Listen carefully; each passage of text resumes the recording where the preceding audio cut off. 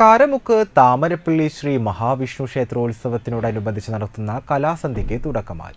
സുധീർ മാങ്കുഴി പുറനാട്ടുകര ഭദ്രദീപം കൊളുത്തി ഉദ്ഘാടനം നിർവഹിച്ചു. ഡോക്ടർ KT മാധവൻ നമ്പൂതിരി അധ്യക്ഷനായി. അച്യുതാനന്ദൻ, ഉണ്ണികൃഷ്ണൻ താമരപ്പള്ളി, സത്യദേവൻ കളരിക്കൽ തുടങ്ങിയവർ സംസാരിച്ചു. തുടർന്ന് മഹാലക്ഷ്മി ഉണ്ണികൃഷ്ണൻ അവതരിപ്പിച്ച ഭരതനാട്യവും അരങ്ങേറി. അങ്ങോട്ട് പോയി കഴിഞ്ഞാൽ അത് തേഞ്ഞ് തേഞ്ഞ് തേഞ്ഞ് വെള്ളാരം കല്ലായി മാറും. നല്ല ഭംഗിയുള്ള കല്ലായിട്ട് മാറും.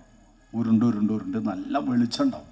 ഇതേപോലെ ജീവിതത്തിൻ്റെ അനുഭവങ്ങളിലൂടെ യാത്ര ചെയ്തിട്ടാണ് ഒരു മനുഷ്യൻ സത്യത്തെയും ധർമ്മത്തെയും മനസ്സിലാക്കിയെടുക്കുന്നത്.